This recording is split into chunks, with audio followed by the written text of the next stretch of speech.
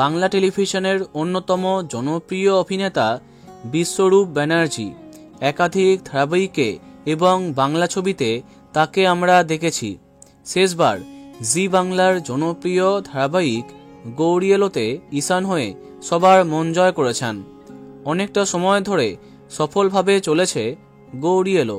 এই ধারাবাহিকের জনপ্রিয়তার সঙ্গে জনপ্রিয় হন বিশ্বরূপ। তাই গৌরী এলো শেষ হতেই তার কামব্যাকের অপেক্ষায় দিন গুনছিল তার অসংখ্য দর্শক।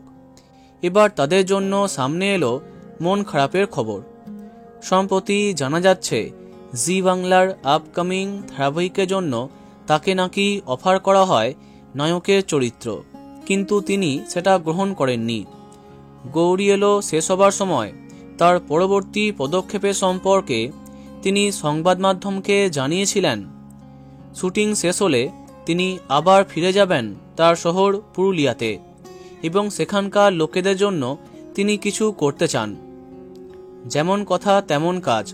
অনির্দিষ্ট সময়ের জন্য টেলিপাড়া ছাড়লেন বিশ্বরূপ। জানা গেছে তিনি এখন তার আদি বাড়ি পুরুলিয়াতে উঠে গেছেন এবং সেখানে তার নিজের একটা কাজ আরম্ভ করেছেন। এখন প্রশ্ন, তাহলে কি তিনি আর কামব্যাক করবেন না কোনো আপকামিং ধারাবাহিকে? না, আবারও তিনি ফিরবেন, তবে সম্ভবত 1-1.5 বছর বাদে। তবে এই বিষয়ে পরিষ্কার করে তেমন কিছু জানাননি তিনি।